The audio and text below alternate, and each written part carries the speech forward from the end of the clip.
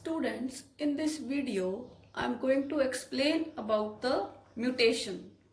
Now, what are mutations? DNA ਦੇ ਵਿੱਚ ਕੋਈ ਵੀ ਤਬਦੀਲੀ ਆ ਜਾਣਾ, any sudden change in the DNA, ਇੱਕ phenomena ਹੈ mutation, ਜਿਸ ਵਿੱਚ DNA alter ਹੋ ਜਾਂਦਾ ਹੈ, changes ਆ ਜਾਂਦੀਆਂ. This is called as mutation. So let's define mutation. It is a sudden, एकदम heritable change occurring in DNA sequences that results changes in the genotype and the phenotype of an organism. ਹੁਣ ਬੇਟੇ ਜੇ ਆਪਾਂ ਦੇਖੀਏ DNA ਇੱਕ ਲੰਬਾ strand ਹੁੰਦਾ ਹੈ, ਕੋਇਲਡ ਹੁੰਦਾ ਹੈ, ਸੁਪਰ ਕੋਇਲਡ ਹੁੰਦਾ ਹੈ, ਤੇ ਉਹਦੇ ਵਿੱਚ ਬੇਟੇ ਕ੍ਰੋਮੋਸੋਮਸ ਵੀ ਅਲਟਰ ਹੋ ਸਕਦੇ ਆ, ਪੂਰੇ ਦੇ ਪੂਰੇ ਕ੍ਰੋਮੋਸੋਮ ਹੀ ਅਲਟਰ ਹੋ ਜਾਣ, ਕ੍ਰੋਮੋਸੋਮ ਦਾ ਕੋਈ ਵੀ ਪਾਰਟ ਡਿਲੀਟ ਹੋ ਜੇ ਜਾਂ ਇਨਵਰਟ ਹੋ ਜੇ ਤਾਂ ਇਹਦੇ ਨਾਲ DNA ਦੇ ਵਿੱਚ ਸਟਰਕਚਰ ਦੇ ਵਿੱਚ ਚੇਂਜ ਆ ਜਾਊਗੀ, a sudden change which is called a mutation. Sudden ਤੋਂ ਮਤਲਬ ਬੇਟੇ ਇਹ ਹੈ ਕਿ ਹੌਲੀ ਹੌਲੀ ਚੇਂਜ ਨਹੀਂ ਆਉਂਦੀ, ਇੱਕਦਮ ਤਬਦੀਲੀ ਆ ਜਾਂਦੀ ਹੈ, ਇੱਕਦਮ ਚੇਂਜ ਆ ਜਾਂਦੀ ਹੈ. So we call mutations as sudden. फिर बेटे आपा क्या inheritable, ठीक है. Inheritable, what is inheritable? What do you understand by this term inheritable? ऐसी कोई भी change जो एक generation तो दूसरी विच जावे. ਤਾਂ ਹੁਣ ਆਪਾਂ ਨੂੰ ਪਤਾ ਹੈ DNA is the genetic material. DNA 'ਚ ਕੋਈ change ਆਉਂਦੀ ਹੈ ਤਾਂ ਉਹ ਅਗਲੀ generation 'ਚ ਅਗਲੀ ਪੀੜ੍ਹੀ 'ਚ ਜਾਣੀ ਹੈ. ਸੋ ਮਿਊਟੇਸ਼ਨਸ ਕੀ ਹੈ? ਇਨਹੈਰੀਟੇਬਲ,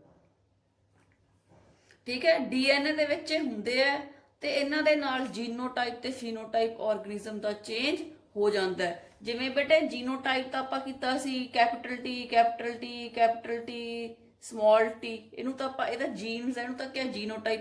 ਫੀਨੋਟਾਈਪ ਦਾ ਮਤਲਬ ਟੌਲ ਹੈ, ਡਵਾਰਫ ਹੈ, ਸੋ ਦਿਸ ਇਜ਼ ਦਾ ਫੀਨੋਟਾਈਪ. ਤਾਂ ਕਹਿੰਦਾ ਜਦੋਂ ਜੀਨਸ ਅੰਦਰੋਂ ਬਦਲ ਗਏ, DNA 'ਚ ਚੇਂਜਸ ਆ ਗਈਆਂ ਤਾਂ ਜੀਨਸ ਚੇਂਜਸ ਆ ਜਾਣਗੀਆਂ, ਠੀਕ ਹੈ. ਤਾਂ ਬੰਦੇ ਦਾ ਜਿਹੜਾ ਜੀਨੋਟਾਈਪ ਹੈ ਉਹ ਚੇਂਜ ਹੋ ਜਾਊਗਾ, ਤੇ ਜੀਨੋਟਾਈਪ ਚੇਂਜ ਹੋਊਗਾ ਤਾਂ ਉਹਦਾ ਫੀਨੋਟਾਈਪ ਵੀ ਚੇਂਜ ਹੋ ਜਾਊਗਾ.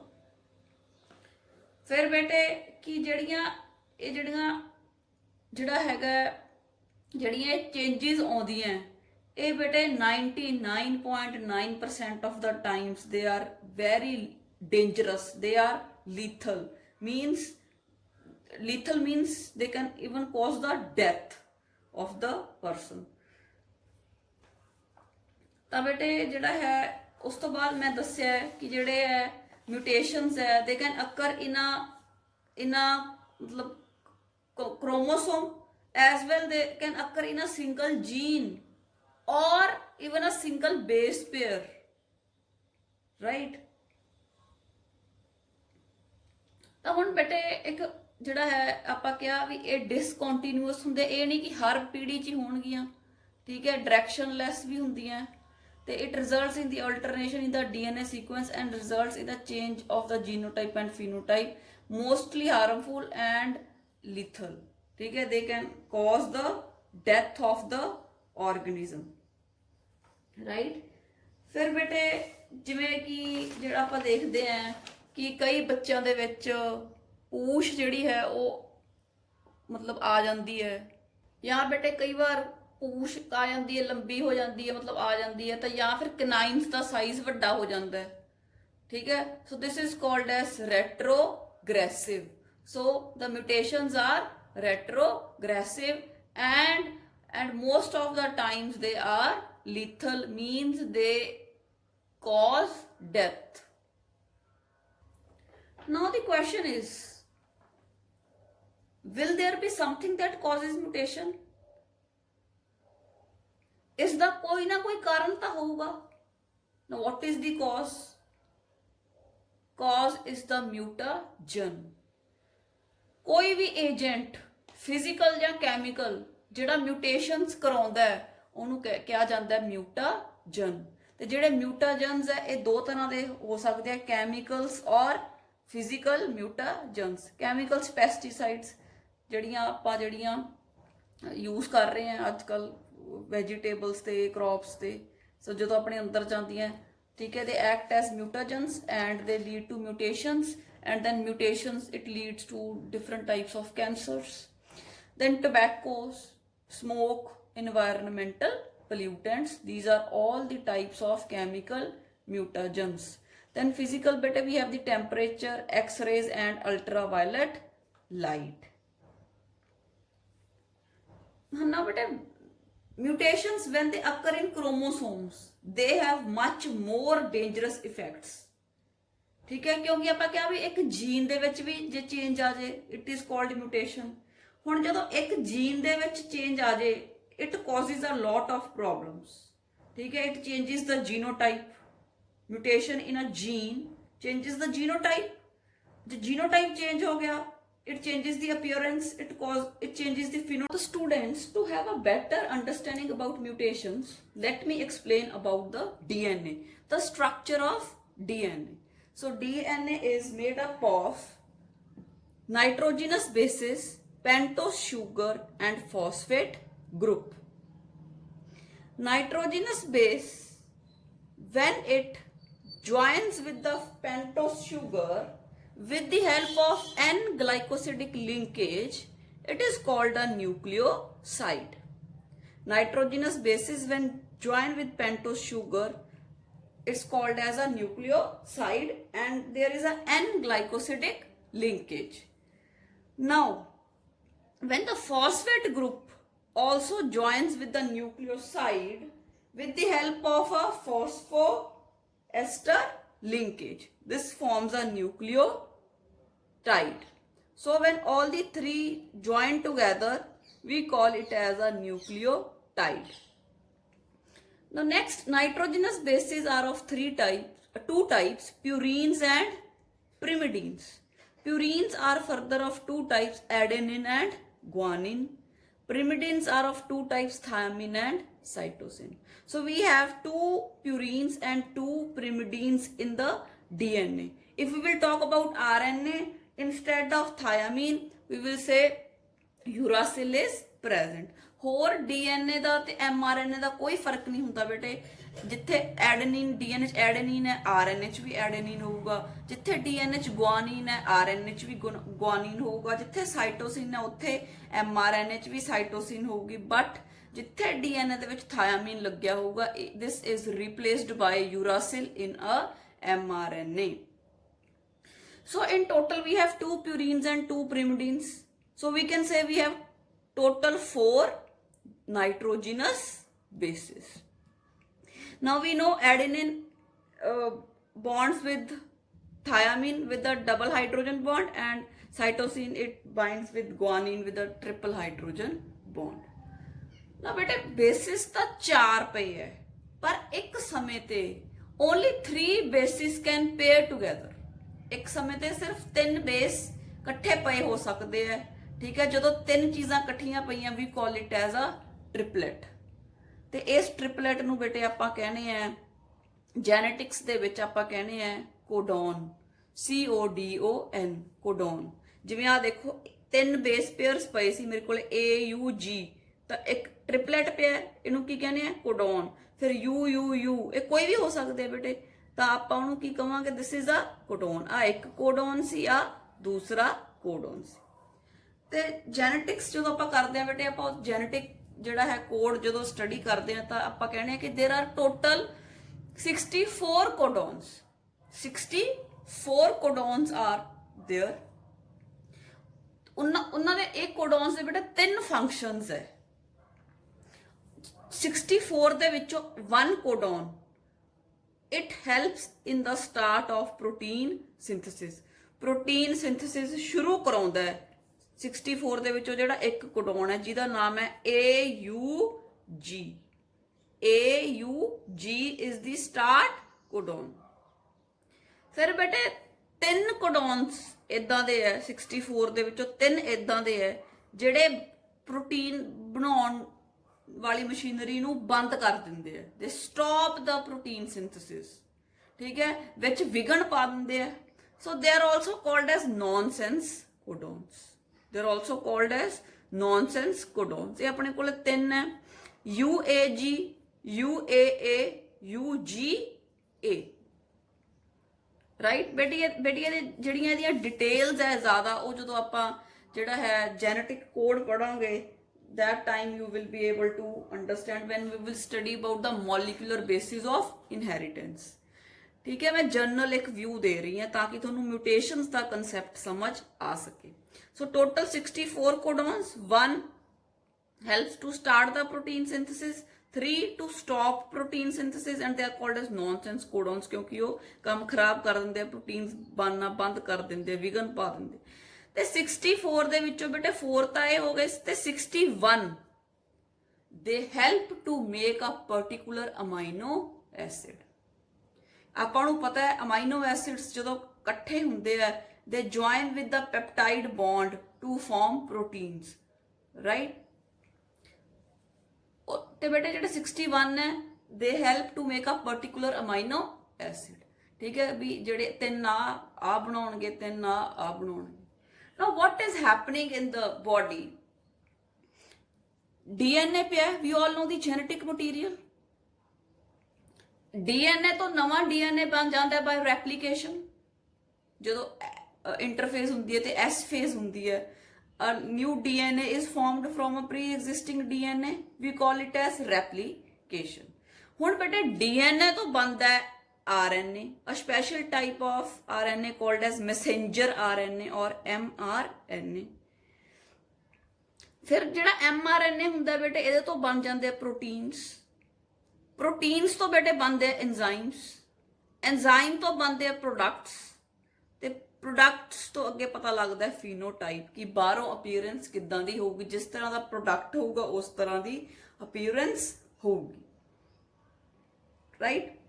The process of formation of mRNA from DNA is called as transcription, and the process of formation of proteins from the mRNA is called as translation, right। ਤਾਂ ਬੇਟੇ ਕੀ ਹੁੰਦਾ ਹੈ, ਜਿਹੜੀ ਆ ਸਾਰੀ ਇਨਫੋਰਮੇਸ਼ਨ ਹੈ ਇਹ DNA ਕੋਲੇ ਸਟੋਰ ਹੁੰਦੀ ਹੈ to make the proteins, and DNA passes it through the mRNA। ਹੁਣ ਜਿਵੇਂ ਆਪਾਂ ਗੱਲ ਕੀਤੀ ਕਿ ਕੋਈ ਵੀ ਤਿੰਨ ਜਿਹੜੇ ਬੇਸ ਹੈ, ਨਾਈਟ੍ਰੋਜਨਸ ਬੇਸਿਸ ਹੈ, ਜਾਂ ਆਪਾਂ ਕਹਿ ਸਕਦੇ ਹਾਂ ਤਿੰਨ ਜਿਹੜੇ ਹੈਗੇ ਆ ਨਿਊਕਲੀਓਟਾਈਡਸ, ਉਹ ਇਕੱਠੇ ਹੋ ਜਾਂਦੇ ਆ, right, to form a codon, and ਇੱਕ ਪਾਰਟਿਕੂਲਰ ਅਮਾਈਨੋ ਐਸਿਡ ਬਣਾਉਂਦੇ ਆ। ਠੀਕ ਹੈ, ਹੁਣ ਬੇਟੇ ਜਿਵੇਂ ਮੈਂ ਤੁਹਾਨੂੰ ਦੱਸਿਆ ਵੀ ਜੇ DNA ਹੈ ਤਾਂ ਉਹਦੇ ਤੇ ਸਪੋਜ਼ ਜਿਹੜਾ ਹੈ ਬੇਸ ਪਈ ਹੈ ATG, ਤੇ ਜੇ ਆਪਾਂ ਦੇਖਣਾ ਵੀ mRNA ਕਿਸ ਟਾਈਪ ਦਾ ਹੋਊਗਾ ਤਾਂ ਆਪਾਂ A ਦੀ ਜਗ੍ਹਾ ਤੇ A ਲਿਖਾਂਗੇ, ਪਰ T ਦੀ ਜਗ੍ਹਾ ਤੇ U, ਕਿਉਂਕਿ RNA ਦੇ ਵਿੱਚ ਥਾਇਆਮੀਨ ਦੀ ਜਗ੍ਹਾ ਤੇ ਕੀ ਹੁੰਦਾ ਹੈ, ਯੂਰਾਸਿਲ, ਤੇ G ਦੀ ਜਗ੍ਹਾ ਤੇ G ਗੁਆਨੀਨ। ਠੀਕ ਹੈ, ਤਾਂ ATG ਕੀ ਬਣ ਜਾਂਦਾ ਹੈ mRNA ਦੇ ਵਿੱਚ, AUG। ਨਾਓ ਹੁਣ ਦੇਖੋ ਬੇਟੇ, ਹੁਣ ਸਪੋਜ਼ ਮੇਰੀ ਬੋਡੀ 'ਚ ਕੋਈ ਫੰਕਸ਼ਨ ਹੋ ਰਿਹਾ ਹੈ ਤੇ ਅਮਾਈਨੋ ਐਸਿਡ ਬਣਨਾ ਹੈ, ਠੀਕ ਹੈ, from the mRNA। Amino acid ਬੇਟੇ ਕੋਡੋਨ ਮੇਰੇ ਕੋਲ AUG ਹੈ, ਤੇ ਅਮਾਈਨੋ ਐਸਿਡ ਬੋਡੀ 'ਚ ਬਣਨਾ ਹੈ methionine, right. But due to sudden changes, ਉਹ ਸਡਨ ਚੇਂਜਸ ਕਿਹੜੀਆਂ, mutations, they may be chemicals, they may be physical, ultraviolet radiations, temperature, anything. ਠੀਕ ਹੈ, AUG ਬਣਨਾ ਸੀ ਬੋਡੀ ਦੇ ਵਿੱਚ, but due to mutations A ਦੀ ਜਗ੍ਹਾ ਤੇ ਓਨਲੀ ਇੱਕ ਬੇਸ ਪੇਅਰ UG ਉਦਾਂ ਹੀ ਹੈ, ਬਟ ਬਸ ਸਿਰਫ A ਦੀ ਜਗ੍ਹਾ ਤੇ G ਲੱਗ ਗਿਆ, due to mutations, due to sudden changes, one base changes, one nitrogenous base changes, A is replaced by G। ਠੀਕ ਹੈ, AUG ਤੋਂ ਬਣਦਾ ਹੈ ਮਿਥਿਓਨੀਨ, ਹੁਣ ਬਣ ਗਿਆ GUG, ਇਹਦੇ ਤੋਂ ਬਣਦਾ ਹੈ ਵੈਲੀਨ ਅਮਾਈਨੋ ਐਸਿਡ। ਤਾਂ ਦੇਖੋ ਬੇਟੇ ਕਿੱਡੀ ਵੱਡੀ ਚੇਂਜ ਹੋ ਗਈ, ਮਤਲਬ ਸਿਰਫ ਇੱਕ ਬੇਸ ਪੇਅਰ ਬਦਲਿਆ, ਸਿਰਫ ਇੱਕ, ਤੇ ਅਮਾਈਨੋ ਐਸਿਡ ਹੋਰ ਦਾ ਹੋਰ ਬਣ ਗਿਆ। ਠੀਕ ਹੈ, ਜਦੋਂ ਹੋਰ ਅਮਾਈਨੋ ਐਸਿਡ ਬਣ ਗਿਆ ਤਾਂ ਜਿਹੜਾ ਪ੍ਰੋਟੀਨ ਮਿਥਿਓਨੀਨ ਜੁੜ ਕੇ ਬਣਨਾ ਸੀ, ਹੁਣ ਉਹ ਪ੍ਰੋਟੀਨ ਵੈਲੀਨ ਜੁੜ ਕੇ ਤਾਂ ਨਹੀਂ ਬਣ ਸਕਦਾ ਨਾ, ਤਾਂ ਚੇਂਜ ਆ ਗਈ ਬੋਡੀ ਦੇ ਵਿੱਚ। ਜਦੋਂ ਹੋਰ ਤਰ੍ਹਾਂ ਦਾ ਪ੍ਰੋਟੀਨ ਬਣ ਗਿਆ ਜਾਂ ਨਾ ਬਣਿਆ, ਠੀਕ ਹੈ। ਤਾਂ ਹੋਰ ਤਰ੍ਹਾਂ ਦੇ ਐਂਜ਼ਾਈਮਸ ਬਣ ਜਾਣਗੇ, ਹੋਰ ਤਰ੍ਹਾਂ ਦਾ ਪ੍ਰੋਡਕਟ ਬਣ ਜਾਊਗਾ ਡਿਫਰੈਂਟ ਫਰੋਮ ਦੀ ਓਰੀਜਨਲ, ਤੇ ਜਿਹੜਾ ਫੀਨੋਟਾਈਪ ਉਹ ਵੀ ਚੇਂਜ ਹੋ ਜਾਊਗਾ, ਬਾਹਰਲੀ ਅਪੀਅਰੈਂਸ ਵੀ ਚੇਂਜ ਹੋ ਜਾਊਗੀ।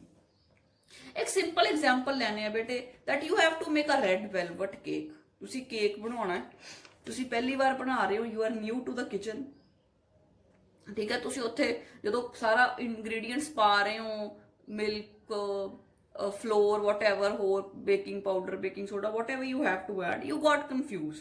ਤੁਸੀਂ ਪਾਉਣਾ ਤਾਂ ਰੈੱਡ ਕਲਰ ਸੀ, ਤੁਸੀਂ ਪਾਤਾ ਰੈੱਡ ਚਿੱਲੀ ਪਾਊਡਰ, ਦੋਨਾਂ ਦਾ ਕਲਰ ਸੇਮ ਸੀ, you added red chilli powder.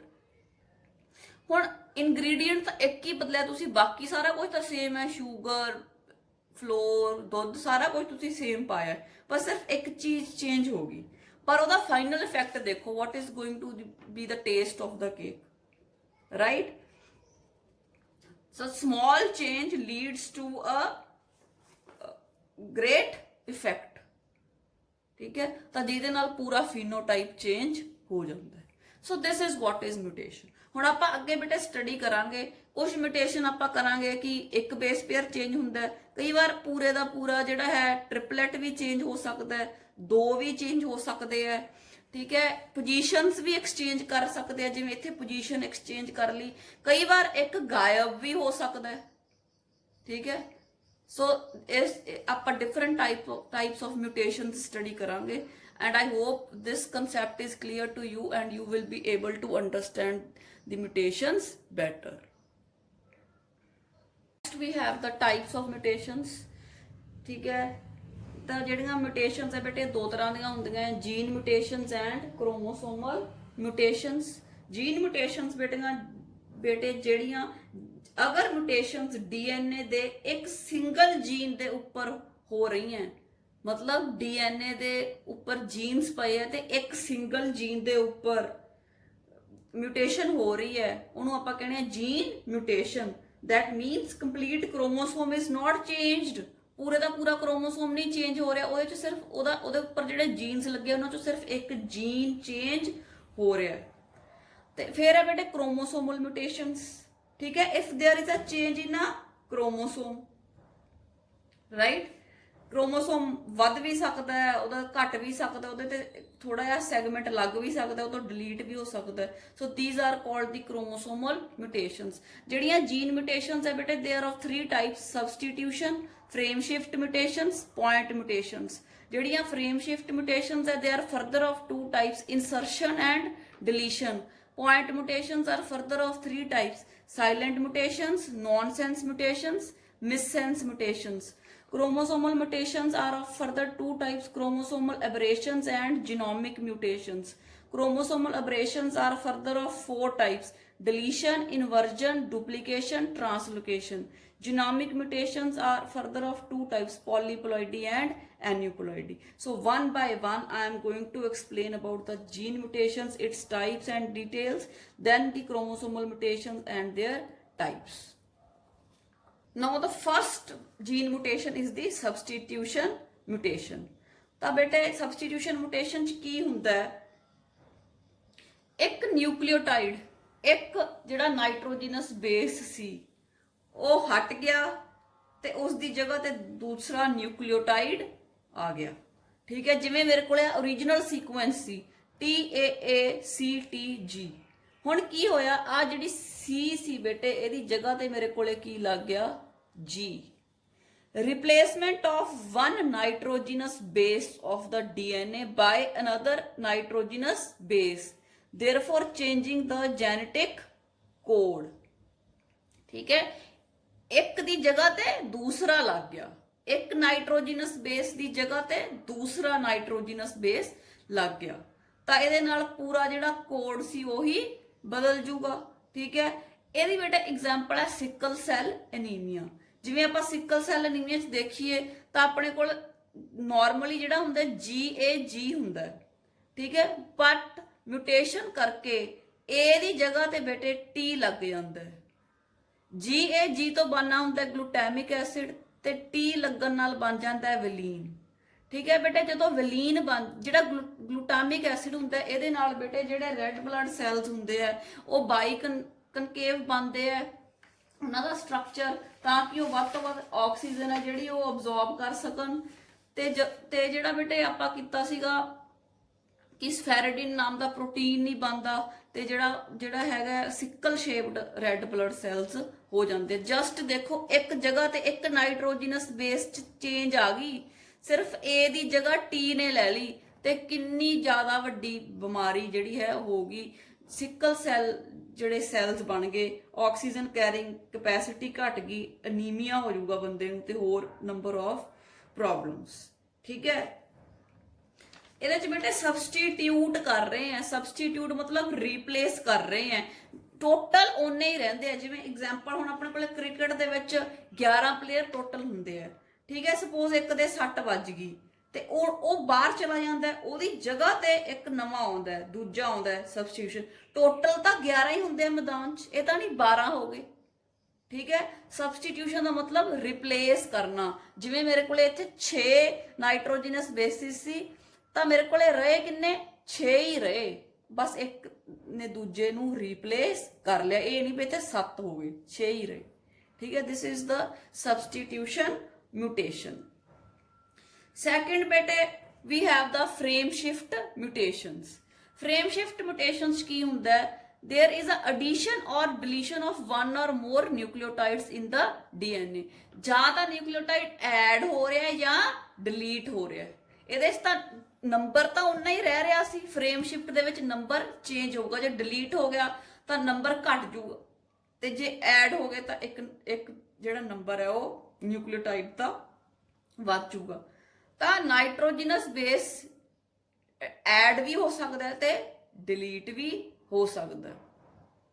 ਠੀਕ ਹੈ, ਤਾਂ ਇਹ ਦੋ ਤਰ੍ਹਾਂ ਦੀਆਂ ਹੋ ਗਈਆਂ, ਇਨਸਰਸ਼ਨ ਤੇ ਡਿਲੀਸ਼ਨ। ਇਨਸਰਸ਼ਨ ਮਤਲਬ ਕੋਈ ਨਵਾਂ ਨਾਈਟ੍ਰੋਜਨਸ ਬੇਸ ਐਡ ਹੋ ਗਿਆ, ਡਿਲੀਸ਼ਨ ਮੀਨਸ ਕੋਈ ਨਾਈਟ੍ਰੋਜਨਸ ਬੇਸ ਡਿਲੀਟ ਹੋ ਗਿਆ। ਹੁਣ ਬੇਟੇ ਗੱਲ ਕਰਦੇ ਆ ਇਨਸਰਸ਼ਨ ਮਿਊਟੇਸ਼ਨ ਦੀ। ਠੀਕ ਹੈ, ਇਹਦੇ 'ਚ ਕੀ ਹੈ? ਐਡ ਹੁੰਦਾ ਨਾਈਟ੍ਰੋਜਨਸ ਬੇਸ। ਆ ਮੇਰੇ ਕੋਲੇ ਓਰੀਜਨਲ ਸੀਕੁਐਂਸ ਸੀ, ਆ ਇਨਸਰਸ਼ਨ ਤੋਂ ਬਾਅਦ ਆਇਆ। ਹੁਣ ਮੇਰੇ ਕੋਲ ਸੀ TAACT। ਠੀਕ ਹੈ, ਇੱਥੇ ਬੇਟੇ ਇੱਕ ਨਵੀਂ ਇੱਕ ਨਵਾਂ ਨਾਈਟ੍ਰੋਜਨਸ ਬੇਸ ਆ ਗਿਆ। ਠੀਕ ਹੈ, ਇਨਸਰਟ ਹੋ ਗਿਆ ਤਾਂ ਮਿਊਟੇਸ਼ਨ ਆ ਜਾਊਗੀ ਵਿਚ ਇਜ਼ ਕਾਲਡ ਐਜ਼ ਇਨਸਰਸ਼ਨ ਮਿਊਟੇਸ਼ਨ। ਅਗਲੀ ਬੇਟੇ ਟਾਈਪ ਹੈ ਜਿਹੜੀ frame shift mutation the, that is the deletion mutation. ਇਹਦੇ 'ਚ ਬੇਟੇ ਕੀ ਸੀ? ਆਪਣੇ ਕੋਲ ਸੀਗਾ ਓਰੀਜਨਲ ਸੀਕੁਐਂਸ ਸੀ TAACTG। ਇੱਥੇ ਬੇਟੇ ਜਿਹੜਾ T ਸੀ ਇਹ ਡਿਲੀਟ ਹੋ ਗਿਆ, C ਤੋਂ ਬਾਅਦ ਜਸਟ ਮੇਰੇ ਕੋਲੇ G ਆ ਗਈ, T ਡਿਲੀਟ ਹੋ ਗਿਆ ਤਾਂ ਚੇਂਜ ਆ ਜੂਗੀ ਵਿਚ is called as a deletion mutation or a frame shift mutation। ਫਿਰ ਬੇਟੇ ਆਪਣੇ ਕੋਲੇ ਥਰਡ ਟਾਈਪ ਆ ਗਈ point mutation। A change in one base in the DNA sequence or a single nucleotide। ਇੱਕ ਨਿਊਕਲੀਓਟਾਈਡ ਜਾਂ ਇੱਕ ਨਾਈਟ੍ਰੋਜਨਸ ਬੇਸ ਜੇ ਬਦਲਦਾ ਹੈ, we call it as a point mutation। ਠੀਕ ਹੈ, ਤਾਂ change in a single nucleotide base। ਹੁਣ ਬੇਟੇ ਜੇ ਆਪਾਂ ਦੇਖੀਏ ਆਪਣੇ ਕੋਲੇ ਆ ਓਰੀਜਨਲ ਸੀਕੁਐਂਸ ਸੀ ਤੇ ਜਦੋਂ ਪੁਆਇੰਟ ਮਿਊਟੇਸ਼ਨ ਹੋ ਗਈ ਤਾਂ ਆਪਣੇ ਕੋਲੇ ਬੇਟੇ ਜਿਹੜਾ T ਸੀ ਉਹਦੀ ਜਗ੍ਹਾ ਤੇ ਕੀ ਲੱਗ ਗਿਆ? C ਲੱਗ ਗਿਆ। We call it as a point mutation. Point mutation ਆ ਜਿਹੜੀ ਬੇਟੇ ਅੱਗੇ 3 ਤਰ੍ਹਾਂ ਦੀ ਹੁੰਦੀ ਹੈ, silent mutation, nonsense mutation and missense mutations। One by one I am going to explain about these 3 types of point mutations। The first one is the silent mutation। It is also called as same sense mutation। ਨਾਮ ਤੋਂ ਹੀ ਪਤਾ ਲੱਗ ਗਿਆ same sense।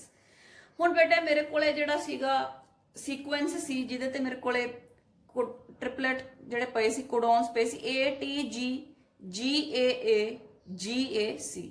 ਇਹਨਾਂ 'ਚ ਬੇਟੇ ਕੋਈ change ਨਹੀਂ ਆਈ, ਪਰ ਜਿਹੜੀ ਆ A ਸੀ ਬੇਟੇ ਇਹਦੀ ਜਗ੍ਹਾ ਤੇ ਲੱਗ ਗਿਆ G। ਹੁਣ ਮੈਂ ਤੁਹਾਨੂੰ ਦੱਸਿਆ ਵੀ ਜਿਹੜਾ ਇਹ ਕੋਡੋਨ ਹੋਊਗਾ ਇਹ ਇੱਕ ਤਰ੍ਹਾਂ ਦਾ ਅਮਾਈਨੋ ਐਸਿਡ ਬਣਾਉਂਦਾ ਹੈ। ਜਿਵੇਂ ATG ਮਿਥਿਓਨੀਨ ਬਣਾਉਂਦਾ ਹੈ, GAA ਗਲੂਟਾਮਿਕ ਐਸਿਡ ਬਣਾਉਂਦਾ ਹੈ, GCA ਐਲੈਨਿਨ ਬਣਾਉਂਦਾ ਹੈ। ਹੁਣ ਬੇਟੇ ਆ ਤਾਂ ATG ਤਾਂ ਉਵੇਂ ਹੀ ਸੀ ਤਾਂ ਮਿਥਿਓਨੀਨ ਬਣ ਗਿਆ, GCA ਵੀ ਉਦਾਂ ਹੀ ਰਹਿ ਗਿਆ, ਐਲੈਨਿਨ ਬਣ ਗਿਆ। ਪਰ ਹੁਣ ਜਦੋਂ ਆ A ਦੀ ਜਗ੍ਹਾ ਤੇ ਬੇਟੇ G ਲੱਗ ਗਿਆ, ਇਹਦੇ ਤੋਂ ਬਣਦਾ ਸੀ ਗਲੂਟਾਮਿਕ ਐਸਿਡ, ਬਟ ਸੀ ਦਾ ਡਿਫਰੈਂਸ। ਪਰ ਜਦੋਂ ਇੱਥੇ G ਲੱਗ ਗਿਆ ਫਿਰ ਵੀ ਬੇਟੇ ਬਣਦਾ ਹੈ ਗਲੂਟਾਮਿਕ ਐਸਿਡ। ਮਤਲਬ ਇੱਕ ਨਾਈਟ੍ਰੋਜਨਸ ਬੇਸ ਚੇਂਜ ਤਾਂ ਹੋ ਗਿਆ, ਠੀਕ ਹੈ, म्यूटेशन तो होई पर कोई फर्क नहीं पिया, चेंज तो हुई पर कोई गड़बड़ नहीं हुई। ग्लूटामिक एसिड ही बनना सी, ग्लूटामिक एसिड ही बनया, चेंज हुई है पर म्यूटेशन हुई है। नाइट्रोजनस बेस की जगह ते दूसरा नाइट्रोजनस बेस आया है। This is called as silent mutation और सेम सेंस म्यूटेशन। तो बेटे जरूरी नहीं होंदा कि जे नाइट्रोजनस बेस चेंज हो रहा है तो वही अमाइनो एसिड बनूगा, पर बाय चांस कई बार सेम अमाइनो एसिड ही बन जाता है, बिकॉज कई कोडॉन्स एक जिहड़ा है they code for the same amino acid ते कई डिफरेंट भी करते हैं। सो सेम सेंस मतलब ओही अमाइनो एसिड बन गया, कोई भी बुरा प्रभाव नहीं पिया, कोई भी फर्क नहीं पिया, कोई प्रॉब्लम नहीं आई। So this is called as silent mutation. ਇਹਦਾ पता भी नहीं चलना क्योंकि ਇਹਦੇ ਨਾਲ ਕਿਹੜਾ कोई फर्क ਪਿਆ, चुप चपीते होगी। So we call it as silent mutation. Next we have the nonsense mutation. ਹੁਣ ਬੇਟੇ ਮੇਰੇ ਕੋਲੇ सीक्वेंस सी, ठीक है, ਉਹਦੇ ਵਿੱਚ ਮੇਰੇ ਕੋਲੇ GAA ਸੀ, GAA ਤੋਂ ਬਣਦਾ ग्लूटामिक एसिड, पर G ਦੀ जगह ਤੇ ਬੇਟੇ ਮੇਰੇ ਕੋਲੇ आ गया U, nonsense mutation होगी, ठीक है, means substitution of one nitrogenous base with the other, ठीक है, G ਦੀ जगह ਤੇ आ गया ਮੇਰੇ ਕੋਲੇ U। ਹੁਣ ਬੇਟੇ ਜਿਹੜੇ ਕੋਡੋਨਸ ਹੁੰਦੇ ਆ, ਮੈਂ ਤੁਹਾਨੂੰ ਦੱਸਿਆ ਵੀ ਤਿੰਨ ਜਦੋਂ ਟ੍ਰਿਪਲੇਟ ਜਿਹੜੇ ਇਕੱਠੇ ਹੋ ਜਾਂਦੇ ਆ ਤਾਂ ਆਪਾਂ ਉਹਨਾਂ ਨੂੰ ਕਹਿੰਦੇ ਆ ਕੋਡੋਨਸ। ਤਾਂ ਤਿੰਨ ਬੇਟੇ ਮੇਰੇ ਕੋਲੇ ਇਹੋ ਜਿਹੇ ਕੋਡੋਨਸ ਹੈ ਜਿਨ੍ਹਾਂ ਨੂੰ ਮੈਂ ਆਪਾਂ ਕਹਿੰਦੇ ਆ ਨੌਨਸੈਂਸ ਕੋਡੋਨਸ ਔਰ ਸਟਾਪ ਕੋਡੋਨਸ। ਇਹਨਾਂ ਦਾ ਕੰਮ ਹੁੰਦਾ ਬੇਟੇ ਜਿਵੇਂ ਮੈਂ ਦੱਸਿਆ ਵੀ RNA ਤੋਂ ਪ੍ਰੋਟੀਨਸ ਬਣਾਉਣੇ ਹੁੰਦੇ ਆ। ਜਦੋਂ ਬੇਟੇ ਜਿੱਦਾਂ ਆਪਾਂ ਨੂੰ ਪ੍ਰੋਟੀਨ ਚਾਹੀਦਾ, ਜਦੋਂ ਉਹਨਾਂ ਪ੍ਰੋਟੀਨ ਬਣ ਜਾਂਦਾ ਹੈ ਤਾਂ ਬੇਟੇ ਇਹ ਜਿਹੜਾ ਪ੍ਰੋਸੈਸ ਹੈ ਟ੍ਰਾਂਸਲੇਸ਼ਨ ਦਾ ਜਿਹੜਾ ਪ੍ਰੋਸੈਸ ਹੈ ਉਹਨੂੰ ਸਟਾਪ ਕਰਨ ਲਈ ਤਿੰਨ ਕੋਡੋਨਸ ਹੁੰਦੇ ਆ ਜਿਨ੍ਹਾਂ ਦਾ ਨਾਮ ਹੈ UAA, UAG, UGA। ਹੁਣ ਬੇਟੇ ਕੀ ਹੋਇਆ, ਬਾਏ ਚਾਂਸ ਹੋਇਆ ਕਿ G ਦੀ ਜਗ੍ਹਾ ਤੇ ਆ ਗਿਆ U। ਹੁਣ UAA ਕੀ ਹੈ, ਸਟਾਪ ਕੋਡੋਨ ਹੈ ਜਾਂ ਨੌਨਸੈਂਸ ਕੋਡੋਨ ਹੈ। ਤਾਂ ਇਹ ਬੇਟੇ ਕਰਾ ਦੂਗਾ ਪ੍ਰੋਸੈਸ ਨੂੰ ਸਟਾਪ, ਅਮਾਈਨੋ ਐਸਿਡ ਪੈਦਾ ਹੋਣੇ ਹੋ ਜਾਣਗੇ ਬੰਦ ਤੇ ਅੱਗੇ ਪ੍ਰੋਸੈਸ ਜਿਹੜਾ ਹੈ ਚੰਗਾ ਭਲਾ ਪ੍ਰੋਸੈਸ ਹੋ ਰਿਹਾ ਸੀ ਉਸ ਪ੍ਰੋਸੈਸ ਨੂੰ ਇਹਨੇ ਕਰਤਾ ਖਤਮ। So we call it as nonsense mutation. Non functional protein ਬਣ ਗਿਆ। ਇਦੋਂ ਪਹਿਲਾਂ ਤਾਂ ਜਿਹੜੇ ਬਣ ਰਹੇ ਸੀ ਪ੍ਰੋਟੀਨਸ ਅਮਾਈਨੋ ਐਸਿਡਸ ਬਣ ਗਏ, ਉਦੋਂ ਬਾਅਦ ਉਹ ਬੰਦ ਹੋ ਗਏ ਅਮਾਈਨੋ ਐਸਿਡਸ, ਤਾਂ ਪ੍ਰੋਟੀਨਸ ਨੌਨ ਫੰਕਸ਼ਨਲ ਹੋ ਗਏ, पूरी तरह प्रोटीन बनना ही नहीं। So we call it as a nonsense mutation. कोई भी स्टॉप कोडोन बन सकता है, UAG भी बन सकता है, UGA ते इत्थे बनया सी UAA।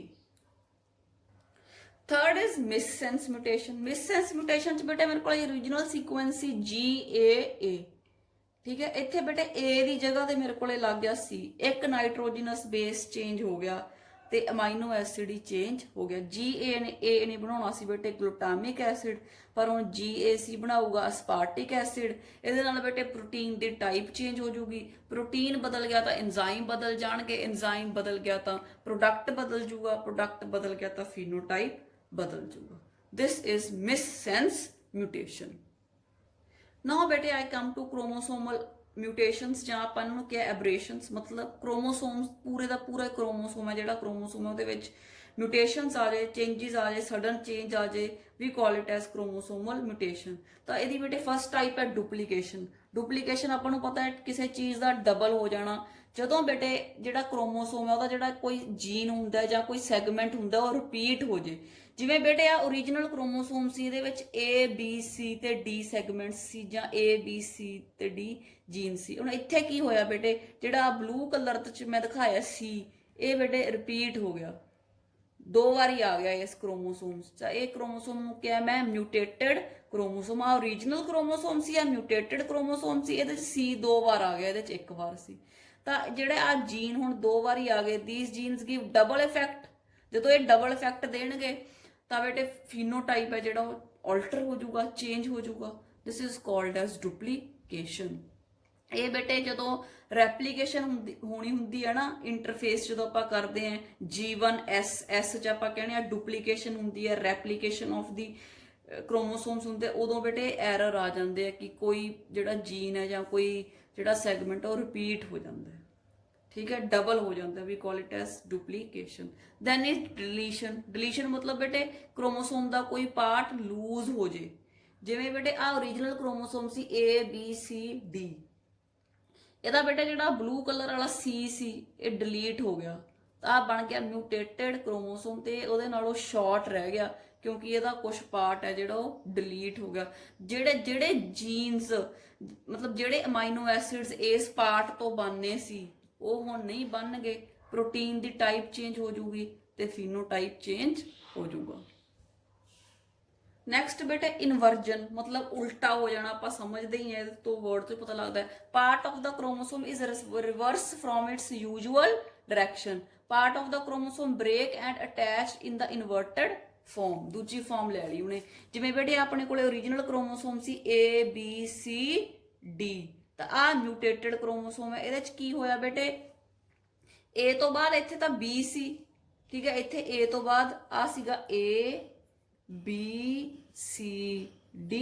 ਇੱਥੇ ਆ ਗਿਆ ACBD, ਤਾਂ ਮਿਊਟੇਟਡ ਹੋ ਗਿਆ, ਠੀਕ ਹੈ। Part of the chromosome invert ਹੋ ਕੇ ਪੁੱਠਾ ਹੋ ਕੇ ਫਿਰ ਅਟੈਚ ਹੋ ਗਿਆ, ਦਿਸ ਇਜ਼ ਕਾਲਡ ਐਜ਼ ਇਨਵਰਜਨ।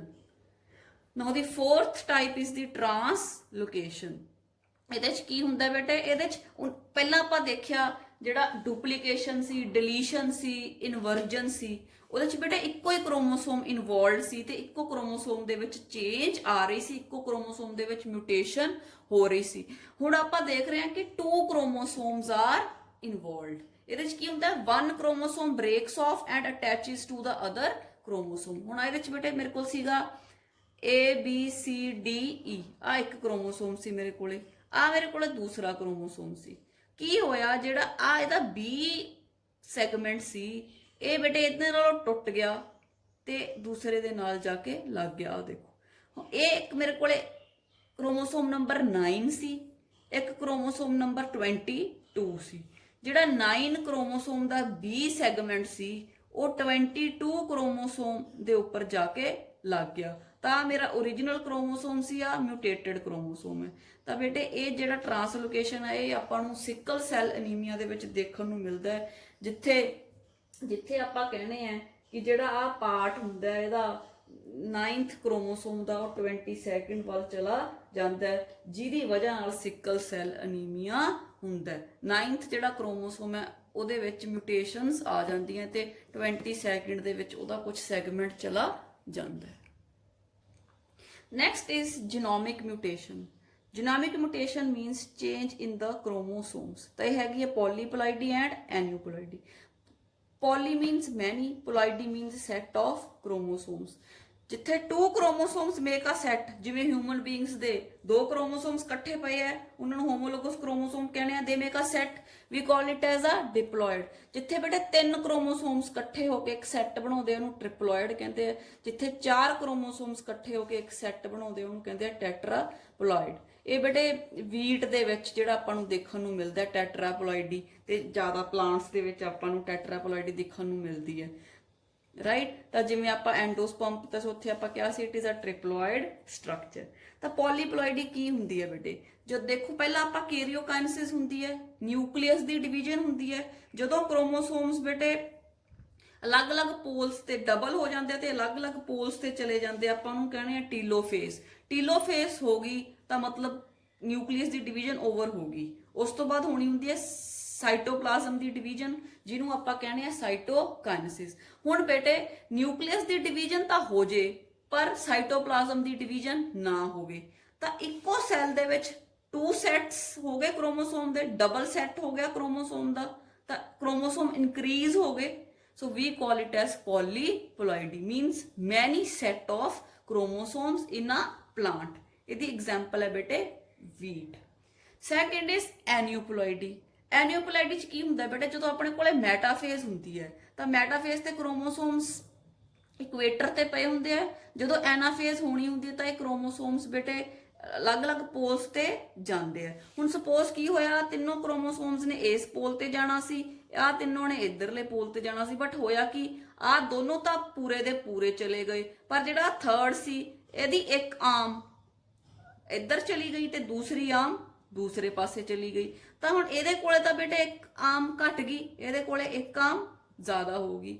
ਤਾਂ ਬੇਟੇ ਜਦੋਂ ਸੈਗਰੀਗੇਸ਼ਨ ਹੋਣੀ ਹੁੰਦੀ ਹੈ ਐਨਾਫੇਜ਼ ਵੇਲੇ ਕ੍ਰੋਮੈਟਿਡਸ ਦੀ, ਠੀਕ ਹੈ, ਉਹਦੇ ਚ ਬੇਟੇ ਜਾਂ ਤਾਂ ਗੇਨ ਹੋ ਸਕਦਾ ਹੈ ਜਾਂ ਲਾਸ ਹੋ ਸਕਦਾ ਹੈ ਕ੍ਰੋਮੋਸੋਮ ਦਾ। This is called as aneuploidy. ਇਹਦੀ ਐਗਜ਼ਾਮਪਲ ਹੈ Down's syndrome। So with this I finish up with the mutations.